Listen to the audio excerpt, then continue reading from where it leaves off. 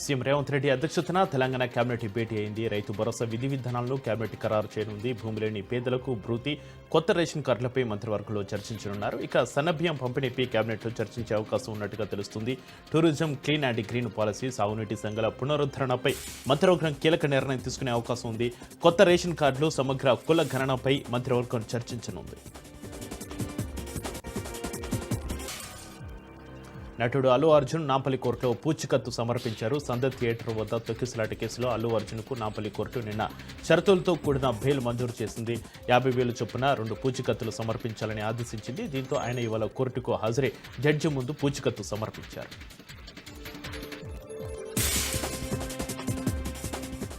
మాజీ మంత్రి BRS MLA కేటీఆర్కు formula ఈ కారు రేసు కేసు ఉచ్చు బిగుసుకుంటుంది. కేటీఆర్కు ఏసీబీ నోటీసులు జారీ చేసింది. ఫార్ములా ఈ రేసు కేసులో ఎల్లుండి ఉదయం 10 గంటలకు విచారణకు రావాలని నోటీసులో పేర్కొన్నారు. కేటీఆర్ మంత్రిగా ఉన్న సమయంలో ఫేమా నిబంధనల్ని ఉల్లంఘించి నిధులను విదేశాలకు తరలించారనే ఆరోపణలకు ఆయనపై ఏసీబీ కేసు నమోదు చేయడమే కాకుండా ఏవన్గా చేర్చింది. ఇప్పుడు మరో అడుగు ముందుకేసి ఈ నెల 6న ఉదయం 10 గంటలకు విచారణకు హాజరవ్వాలని కేటీఆర్కు నోటీసులు ఇచ్చింది.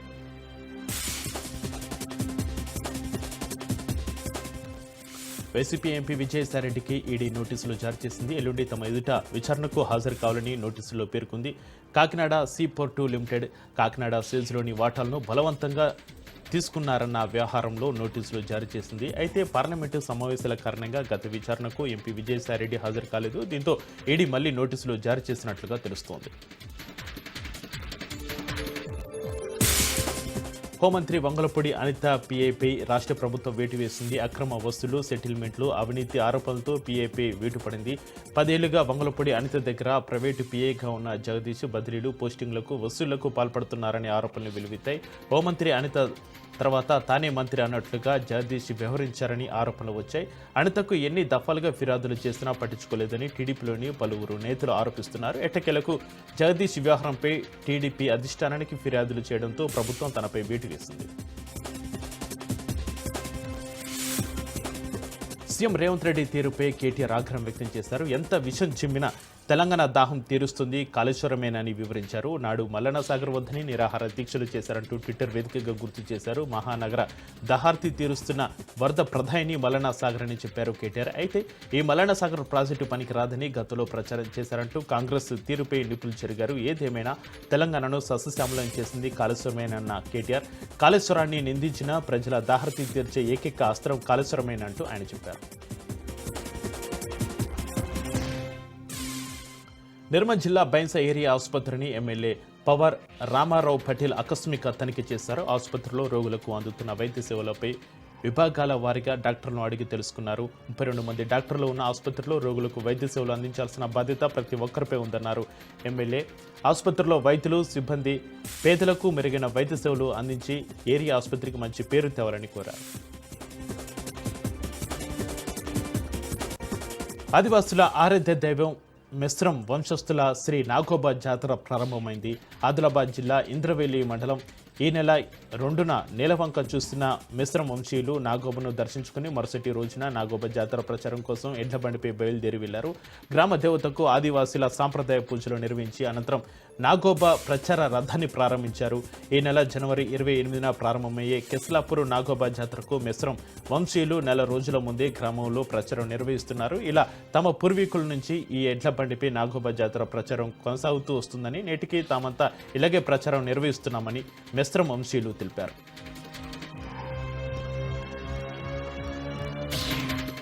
నెల్లూరు జిల్లా కావలి ప్రభుత్వ ఏరియా వైద్యశాల కమిటీ చైర్మన్ హోదాలో ఎమ్మెల్యే దగ్గుమాటి వెంకటకృష్ణారెడ్డి మధ్య వైద్య బృందంతో సమీక్ష సమావేశం నిర్వహించారు. వైద్యశాలలో అనేక సమస్యలు తన దృష్టికి వచ్చాయన్నారు ఎమ్మెల్యే కృష్ణారెడ్డి. పేదవాడికి మెరుగైన వైద్యం అందించడమే లక్ష్యంగా ఎక్కువ మందిని ప్రభుత్వ వైద్యశాలకు పరిచయం చేసేలా ప్రణాళికలు సిద్ధం చేశామని ఎమ్మెల్యే కృష్ణారెడ్డి తెలియజేశారు.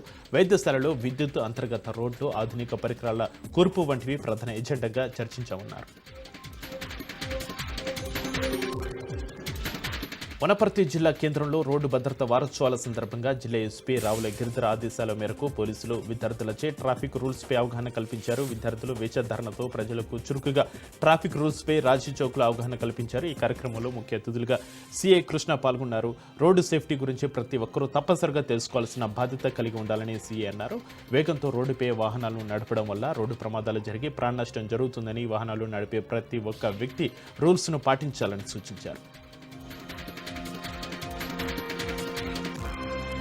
ఆదిలాబాద్ జిల్లాలో ప్రతి డ్రైవర్ దృష్టిలోపం లేకుండా చూసుకుంటూ తమ కళను కాపాడుకోవాలని deputy transport commissioner Ravindra Kumar సూచించారు. రోడ్డు భద్రతా వారోత్సవాల్లో భాగంగా ఆదిలాబాద్ జిల్లాలోని రవాణా శాఖ కార్యాలయంలో auto, school bus, private travels డ్రైవర్లకు రవాణా శాఖ ఆధ్వర్యంలో దుర్గం ట్రస్ట్ సహకారంతో ఉచిత కంటి వైద్య శిబిరం నిర్వహించారు.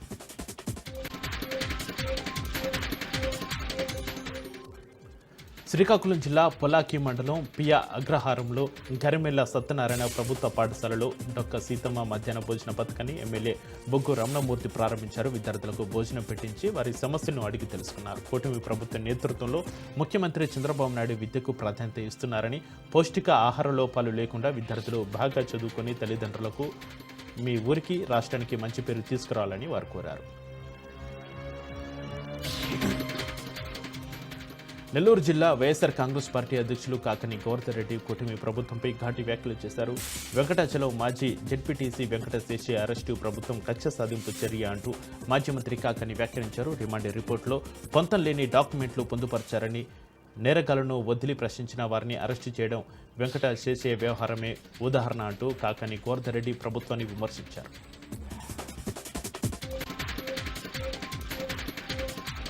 వికారాబాద్ జిల్లా పరిగి ప్రభుత్వ ఆసుపత్రిలో 26 కోట్లతో 100 పడకల బెడ్లతో ఆసుపత్రి నిర్మాణం చేపట్టారు. ప్రజలు ప్రథమ చికిత్స అందించి మెరుగైన చికిత్స లేక హైదరాబాద్ తరలిస్తుండగా మార్గం మధ్యలోనే ప్రాణాలు విడుస్తున్నారు.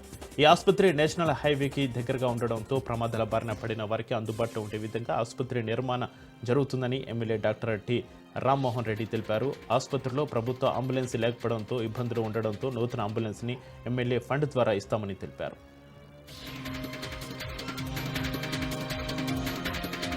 విద్యార్థులకు నాణ్యమైన ఆహారం అందించడమే ప్రభుత్వ లక్ష్యమన్నారు భూపాలపల్లి ఎమ్మెల్యే గండ్ర సత్యనారాయణరావు. భూపాలపల్లి మున్సిపాలిటీ పరిధిలోని జంగడు కస్తూర్బా గాంధీ బాలికల గురుకుల పాఠశాలలో విద్యార్థులతో కలిసి అల్పాహారం చేసిన అనంతరం చలి తీవ్రత దృష్ట్యా విద్యార్థులకు దుప్పట్లు పంపిణీ చేశారు. MLA Gandra Satyanarayana Rao, collector Rahul Sharma.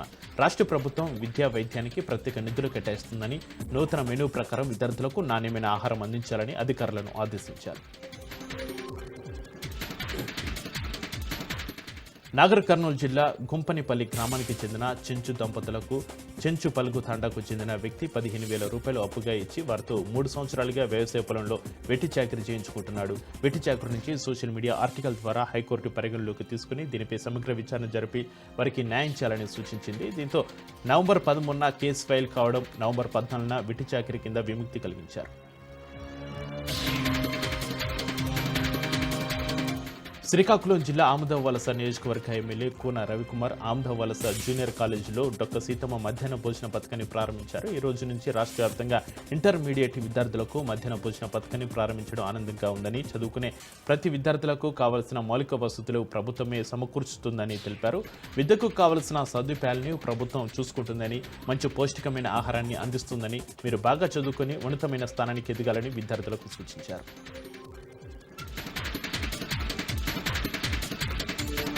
అంబేద్కర్ కోనసీమ జిల్లా పి గన్నవరం మండలంలో సింగంశెట్టి ప్రభావతి జిల్లా ప్రజా పరిషత్ హైస్కూల్లో జిల్లా స్థాయి సైన్స్ ఫేర్ కార్యక్రమాన్ని ఎమ్మెల్యే గిడ్డి సత్యనారాయణ ప్రారంభించారు. ఈ కార్యక్రమానికి ముఖ్య అతిథులుగా ఎమ్మెల్సీలు కూడిపూడి సూర్యనారాయణరావు, ఇలా వెంకటేశ్వరరావు, పలువురు అధికారులు పాల్గొన్నారు. విద్యార్థులు తరగతి గదిలో ఉపాధ్యాయులు చెప్పే పాఠ్యాంశాలకు పరిమితం కాకుండా వినూత్నమైన ఆలోచనలు, సరికొత్త ఆవిష్కరణలకు శ్రీకారం చుట్టారని ఎమ్మెల్యే గిడ్డి సత్యనారాయణ అన్నారు.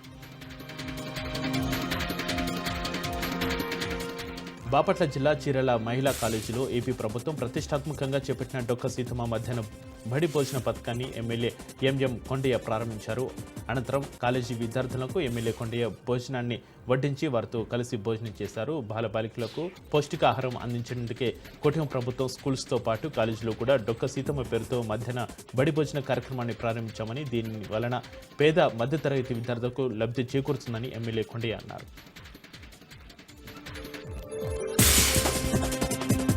యాదాద్రి భువనగిరి జిల్లాలోని ప్రీమియర్ ఎక్స్ప్లోసివ్స్ కంపెనీలో ప్రమాదం జరిగింది. ప్రీమియర్ ఎక్స్ప్లోసివ్స్ కంపెనీలో రియాక్టర్ పేలింది. పేలుడు ధాటికి భారీ శబ్దం రావడంతో సిబ్బంది ఒక్కసారిగా భయాందోళనకు గురైంది. ఆలేరు మండలం పెద్ద కందుకూరు గ్రామంలో ఘటన చోటు చేసుకోగా రియాక్టర్ పేలుడు ఘటనలో 8 మందికి తీవ్ర గాయాలయ్యాయి.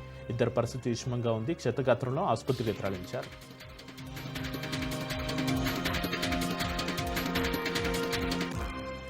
యాదాద్రి భువనగిరి జిల్లా పెద్ద కందుకూరు ప్రీమియర్ కంపెనీలో జరిగిన సంఘటన బాధాకరమని కంపెనీ యాజమాన్యం కార్మికుల శ్రేయస్సు పాటించకుండా నిర్లక్ష్యంగా వ్యవహరిస్తుందని ఈ విషయాన్ని ప్రభుత్వ దృష్టికి తీసుకెళ్తానని ప్రభుత్వ విప్ ఆలేరు ఎమ్మెల్యే బీర్ల ఐలయ్య యాదవ్ అన్నారు. పెద్ద కందుకూరులో జరిగిన ప్రమాద స్థలాన్ని ఎమ్మెల్యే సందర్శించారు. అనంతరం పలుమార్లు కంపెనీలో ఇలాంటి సంఘటనలు జరిగినప్పటికీ కంపెనీ యాజమాన్యం కార్మికుల పట్ల నిర్లక్ష్యంగా వ్యవహరిస్తుందని ఎమ్మెల్యే మండిపడ్డారు. ప్రమాదంలో ఒకరు చనిపోవడం బాధాకరంగా ఉందని ప్రభుత్వంతో మాట్లాడి క్షతగాత్రులకు న్యాయం చేస్తామని ఎమ్మెల్యే హామీ ఇచ్చారు.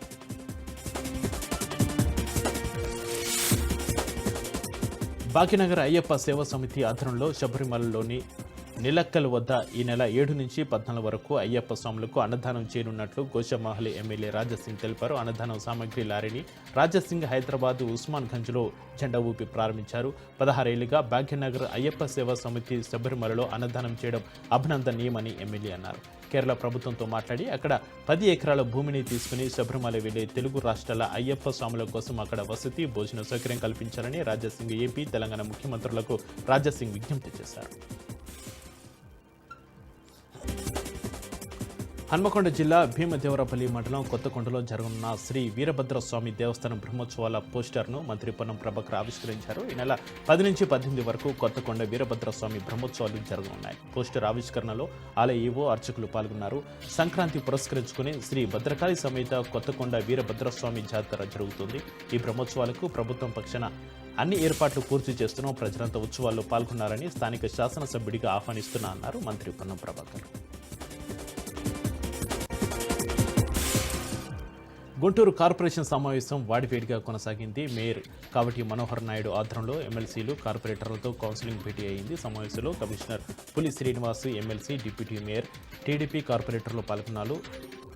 దళారులపై చర్యలు తీసుకోవాలని ఈ సమావేశంలో నిర్ణయించారు.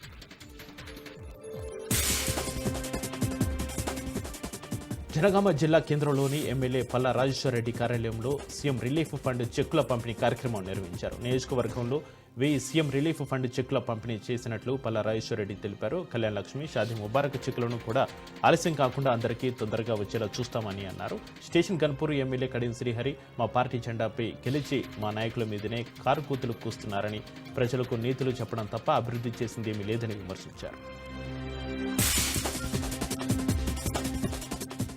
కృష్ణా జిల్లా గన్నవరం సమీపంలోని కేసరపల్లి వద్ద విశ్వ హిందూ పరిషత్ ఆధ్వర్యంలో రేపు నిర్వహించే హైందవ శంకరావం సభ ఏర్పాట్లను బీజేపీ రాష్ట్ర అధ్యక్షురాలు శ్రీమతి దగ్గుపాటి పురంధరేశ్వరి పరిశీలించారు. ఈ సందర్భంగా సభకు హాజరయ్యేందుకు వచ్చే వారికి చేస్తున్న ఏర్పాట్లను అడిగి తెలుసుకున్నారు.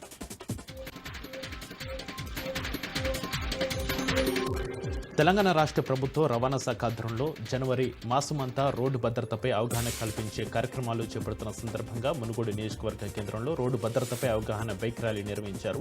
మునుగోడు శాసనసభ్యులు శ్రీ కోమటిరెడ్డి రాజగోపాల్ రెడ్డి తన మాతృమూర్తి సుశీలమ్మ ఫౌండేషన్ ద్వారా పోలీస్ శాఖ, స్థానిక నాయకులతో కలిసి వాహనదారులకు 300 హెల్మెట్లను ఉచితంగా పంపిణీ చేశారు. మునుగోడులోని తన వ్యక్తిగత క్యాంపు కార్యాలయం నుంచి హెల్మెట్ ధరించి మునుగోడు పట్టణ కేంద్రంలో ర్యాలీ నిర్వహించారు. మునుగోడు పట్టణంలో హెల్మెట్ లేకుండా ప్రయాణం చేస్తున్న వాహనదారులను ఆపి తానే స్వయంగా హెల్మెట్ తొడిగించారు.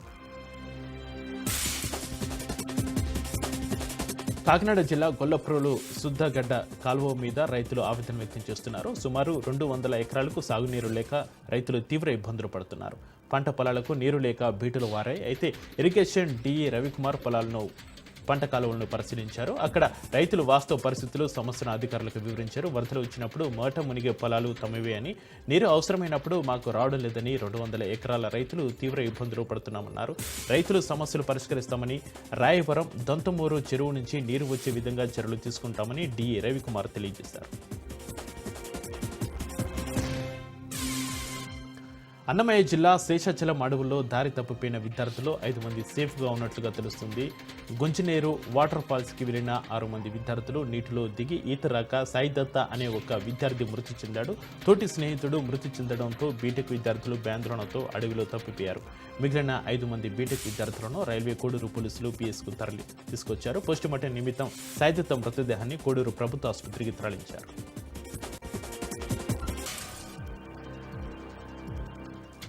ఏలూరు జిల్లా ద్వారక తిరుమల మండలంలోని జాతీయ రహదారిపై గోవుల అక్రమ రవాణాను బజరంగ దళ కార్యకర్తలు అడ్డుకున్నారు. 2 బొలెరో వాహనాల్లో సుమారు 20 గోలను విశాఖ జిల్లా చోడవరం నుంచి గుంటూరు తరలిస్తున్నారు. అయితే విజయవాడలో జరిగే హైందవ శంకరావం కోసం శ్రీకాకుళం నుంచి వెళ్తున్న బజరంగ దళ కార్యకర్తలు వారిని అడ్డుకుని వాహనాలను ద్వారక తిరుమల పోలీసులకు అప్పగించారు. గోవుల అక్రమ రవాణాకు పాల్పడుతున్న వారిపై కఠిన చర్యలు తీసుకోవాలని వారు కోరారు.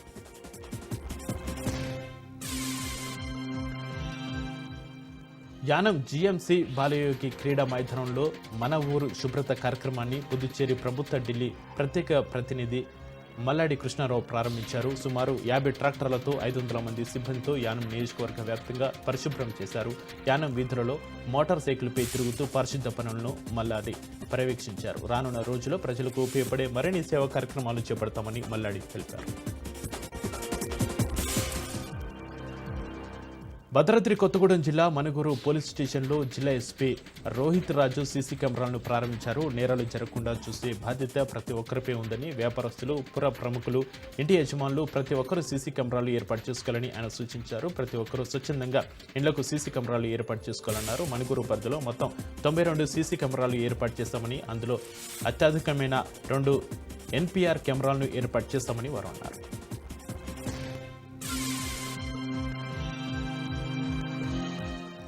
చేతగానప్పుడు చేరినప్పుడు వాగ్దానాలు చేయకూడదు. చంద్రబాబు మహిళలకు ఎన్నో పథకాలను అమలు చేస్తామని చెప్పి అలాగే మోసం చేశారని వైసీపీ అధికార ప్రతినిధి శ్యామల అన్నారు. సూపర్ 6 పేరుతో బాండి పేపర్లు ఇచ్చి నిలువునా మోసం చేశారు. మహిళలను మోసం చేసినందుకు చంద్రబాబుపై 420 కేసు పెట్టవచ్చునని, 2014లో కూడా డ్వాక్రా రుణమాఫీ పేరుతో మోసం చేశారని అన్నారు. తల్లికి వందన పేరుతో జగన్ ఇస్తున్న అమ్మఒడి పథకాన్ని ఆపేశారని మండిపడ్డారు.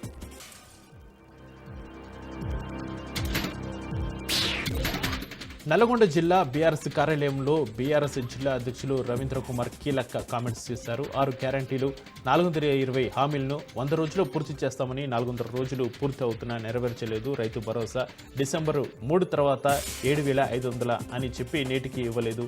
ఎన్నికల ముందే కేసీఆర్ యాసంగి రైతు బంధు ఇద్దామని ప్లాన్ చేసి రేవంత్ రెడ్డి అడ్డుకున్నారని రవీంద్ర కుమార్ అన్నారు. రైతుల సమాచారం అంతా ప్రభుత్వం వద్ద ఉన్నది. ప్రజాపాలన దరఖాస్తులో సైతం రైతు బంధు సమాచారం ఇచ్చారు. ఇవన్నీ ఉన్నాక మళ్ళీ ఎందుకు ప్రమాణ పత్రాలు అని ప్రశ్నించారు.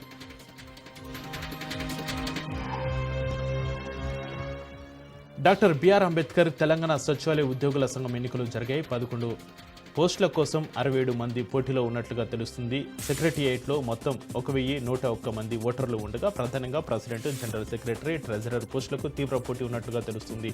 ఉదయం 11 గంటల నుంచి సాయంత్రం 3 గంటల వరకు పటిష్ట పోలీసు బందోబస్తు మధ్య పోలింగ్ జరిగింది.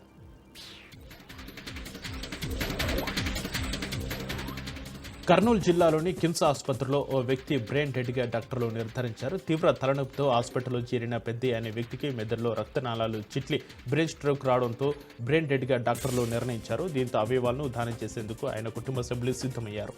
పెద్దయ్య 2 కిడ్నీలు, లివర్ను వైద్యులు గ్రీన్ ఛాలెంజ్ ద్వారా నెల్లూరు, విజయవాడకు తరలించారు.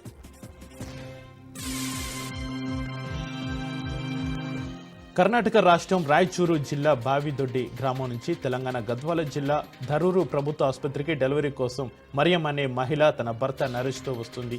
ఈ నేపథ్యంలో పురిటి నొప్పులు ఎక్కువ కావడంతో వెంటనే డ్రైవర్ బస్సును రోడ్డు పక్కన నిలిపాడు. బస్సులోనే మహిళలందరూ కలిసి ఆమెకు పురుడు పోశారు.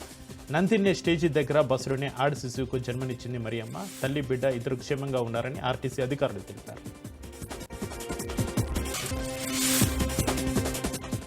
ఢిల్లీలో పొగమంచు దట్టంగా అలుముకుంది.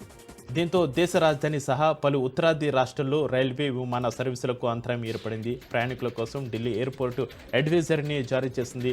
90కి పైగా విమాన రాకపోకలు ఆలస్యమయ్యాయి. ముఖ్యంగా శ్రీనగర్, చండీగఢ్, ఆగ్రాతో పాటు లక్నో, అమృత్సర్, హిండన్, గ్వాలియర్ విమానాశ్రయాల్లో మంచు కారణంగా తీవ్ర ఇబ్బందులు నెలకొన్నాయి. దీంతో ప్రయాణికులు ఇక్కట్లు పడ్డారు. మణిపూర్లో మరోసారి హింస చెలరేగింది. కాగు పోక్పీలో ఎస్పీ కార్యాలయంపై కోకి ఆందోళనకారులు దాడి చేశారు. రాళ్లు, ఇతర ఆయుధాలతో ఆందోళనకారులు దాడికి పాల్పడ్డారు. దాడిలో ఎస్పీ సహా పలువురు పోలీసులు, నిరసనకారులకు గాయాలయ్యాయి.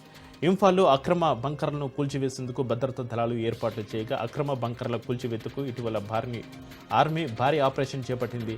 కేంద్ర బలగాలను వెనక్కి పంపించాలని డిమాండ్ చేస్తూ ఆందోళన చేపట్టారు.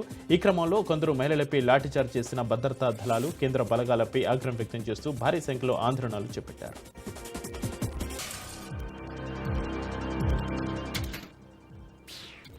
హిమామన్ మొటానియో వైరస్ విజృంభణపై చైనా స్పందించింది. వైరస్ తీవ్రత తక్కువగానే ఉందని చైనా విదేశాంగ శాఖ వెల్లడించింది. ఆసుపత్రిలో రద్దీ పెరుగుతున్న నివేదికలను తోసిపుచ్చింది. చైనా శ్వాసకోశ వ్యాధుల తీవ్రత గతేడాదితో పోలిస్తే తక్కువేనని చెప్పుకొచ్చింది. విదేశీయులు తమ దేశంలో పర్యటించడం సురక్షితమేనని స్పష్టం చేసింది. తమ పౌరులతో పాటు విదేశీయుల ఆరోగ్యంపై శ్రద్ధ చూపుతామని భరోసా కల్పిస్తామని చైనా తెలిపింది.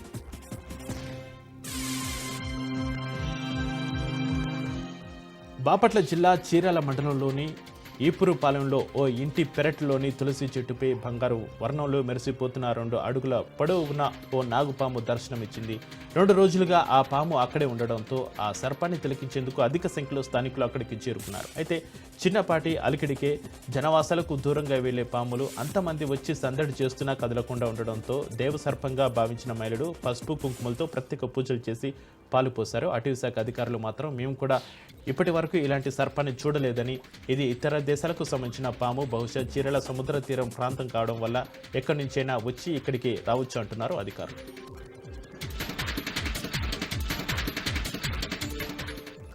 తిరుమల శ్రీ వెంకటేశ్వర స్వామి వారిని ప్రముఖ సినీ హీరోయిన్ జాన్వీ కపూర్ దర్శించుకున్నారు. వీఐపీ విరామ సమయంలో తన ప్రియుడు శిఖర్ పహారియాతో కలిసి స్వామివారి సేవలో పాల్గొని మొక్కులు చెల్లించుకున్నారు. దర్శనం అనంతరం రంగనాయకుల మండపంలో పండితులు వేద ఆశీర్వచనం అందించగా ఆలయ అధికారులు శ్రీవారి తీర్థ ప్రసాదాలు అందజేసి పట్టు వస్త్రంతో సత్కరించారు.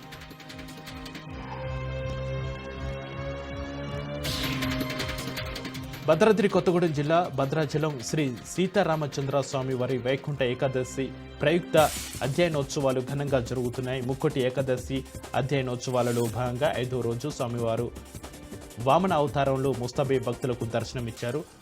ధామంత్రాలు, మంగళ వాయిద్యాలు, మహిళల కోలాటాల నడుమ మిథిల స్టేడియంలో స్వామివారిని ఆలయ అర్చకులు, ఆలయ అధికారులు తీసుకొచ్చారు. జయశంకర్ భూపాలపల్లి జిల్లా పవిత్ర పుణ్యక్షేత్రం కాళేశ్వరంలో లక్ష తులసి అర్చన పూజ ఘనంగా నిర్వహించారు. శ్రీ కాళేశ్వర ముక్తీశ్వర స్వామి ఆలయ అనుబంధ శ్రీ రామాలయంలో ధనుర్మాసం సందర్భంగా శ్రీ రామాలయంలో ఉత్సవ విగ్రహాలకు ఆలయ అర్చకులు వేద మంత్ర ఉచ్చారణలతో లక్ష తులసి దళాలతో అర్చన, విశేష పూజలు నిర్వహించారు. ఈ కార్యక్రమంలో ఆలయ ఈవో మారుతి, స్థానికులు, భక్తులు పాల్గొని స్వామివారి తీర్థ ప్రసాదాలను స్వీకరించి స్వామివారి కృపకు పాత్రులయ్యారు.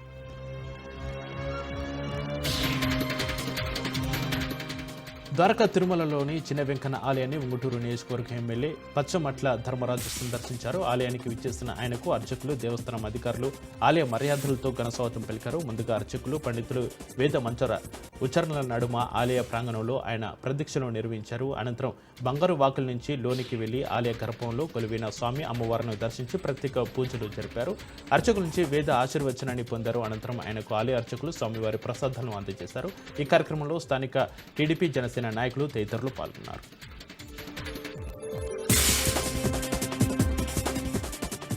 తిరుపతి జిల్లా ప్రముఖ పుణ్యక్షేత్రమైన శ్రీకాళహస్తీశ్వర స్వామి వారి దేవస్థానానికి పంచల కోన కరుణామయి ఆశ్రమం వ్యవస్థాపకురాలు శ్రీ భగవతి విజస్వరాదేవి సుమారు 70 మంది అమెరికా విదేశీ భక్తులు కలిసి శ్రీకాళహస్తి స్వామివారిని దర్శించుకున్నారు. దేవస్థానం అధికారులు ఆలయ మర్యాదలతో స్వాగతం పలుకగా స్వామివారికి ప్రత్యేక పూజలు నిర్వహించారు. వికారాబాద్ జిల్లా పరిగి లక్ష్మీనగర్ కాలనీలో ఓ ట్రాలీ ఆటోలో తెచ్చిన పావురాలను ఆకాశంలోకి వదులుతుండగా స్థానికులు పట్టుకున్నారు. ట్రాలీ ఆటోను తనిఖీ చేయగా 20 బాక్సులలో సుమారు 300 పావురాలు ఉన్నట్టు స్థానికులు తెలిపారు. 2 వ్యక్తులు 2 బాక్సుల్లోని 40 పావురాలను ఆకాశంలోకి వదిలారు. అక్కడ వాకింగ్ చేస్తున్న పరిగి స్థానిక వ్యక్తులు మా ప్రాంతానికి తెచ్చి ఇక్కడ పావురాలను ఎందుకు వదులుతున్నారు అంటూ నిలదీశారు. పావురాలకు ట్రైనింగ్ ఇస్తున్నట్లుగా ఆగంతకులు తెలిపారు. పావురాలను, వ్యక్తులను పోలీస్ స్టేషన్లో అప్పగించారు. పరిగిలో వైరస్ ప్రబలించేందుకు పావురాలను వదులుతున్నట్లుగా స్థానికులు అనుమానిస్తున్నారు. పోలీసులు గుర్తు తెలియని వ్యక్తులను అదుపులోకి తీసుకుని విచారిస్తున్నారు. సంతోష్ నగర్లో ఓ ఆటో డ్రైవర్ మానవత్వం చాటుకున్నారు. డ్రైవర్ సందీప్కి ఆటోలో పాస్పోర్ట్లు, విలువైన వస్తువులతో కూడిన బ్యాగ్ లభ్యమైంది. దీంతో వెంటనే సంతోష్ నగర్ పోలీసులకు సందీప్ ఫిర్యాదు చేశారు. అయితే అప్పటికే బ్యాగ్ పోగొట్టుకున్న అహ్మద్ ఖాజా పోలీసులను ఆశ్రయించాడు. ఇక విషయం ఖాజాకు తెలియజేసిన పోలీసులు బ్యాగ్ అతనికి అప్పగించారు. ఆటో డ్రైవర్ సందీప్ నిజాయితీకి పోలీసులు అభినందించారు. ఉమ్మడి ఆదిలాబాద్ జిల్లాలో చలి తీవ్రత పెరిగింది. ఏజెన్సీ గ్రామవాసులు చలికి గజగజ వణికిపోతున్నారు. కొమరంభీం జిల్లా సర్పూర్ యూలో 6.5 రికార్డు స్థాయిలో అత్యల్ప ఉష్ణోగ్రత నమోదు కాగా తిర్యాని మండలం గిన్నెదారిలో 8.2గా, ఆదిలాబాద్ జిల్లా బేలాలో 7.2గా అత్యల్ప ఉష్ణోగ్రత నమోదైంది. గ్రామంలో పొగమంచు పూర్తిగా కప్పివేసింది.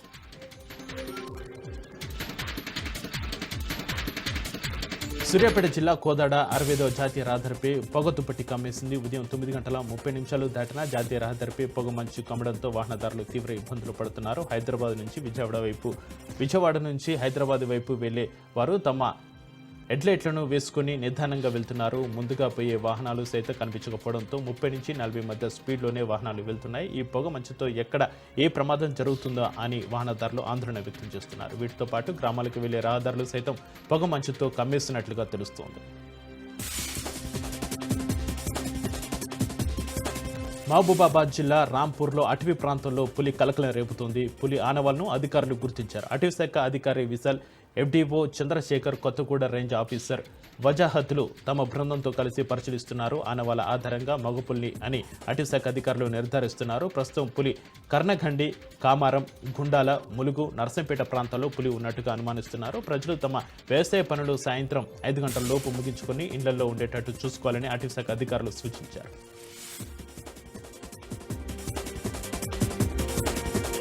శంషాబాద్ ఎయిర్పోర్ట్లో విమానం అత్యవసర ల్యాండింగ్ అయింది. ముంబై నుంచి విశాఖకు వెళ్తున్న ఇండిగో విమానం శంషాబాద్లో ఎమర్జెన్సీ ల్యాండింగ్ అయింది. సాంకేతిక సమస్యలు రావడంతో ఏటీసీ అనుమతితో అత్యవసర ల్యాండింగ్ అయినట్లుగా తెలుస్తుంది. ల్యాండింగ్ సమయంలో విమానంలో 144 మంది ప్రయాణికులు ఉన్నట్లుగా అధికారులు వెల్లడించారు.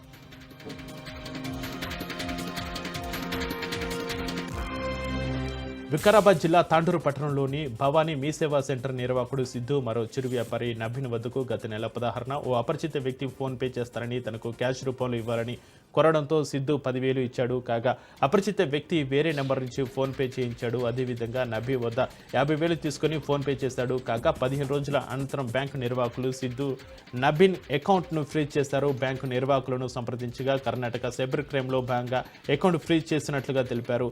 సైబర్ క్రైమ్ కర్ణాటకను సంప్రదించగా ఒక టీచర్ తన ఫోన్ దొంగలించారని, తన గూగుల్ పే నుంచి 6 లక్షలు వివిధ అకౌంట్లకు వెళ్లాయని ఫిర్యాదు చేసినట్లుగా తెలిపారు. ఆ అకౌంట్ నుంచి నగదు ట్రాన్స్ఫర్ అయిన అకౌంట్లను ఫ్రీజ్ చేయడం జరిగిందని తెలిపారు.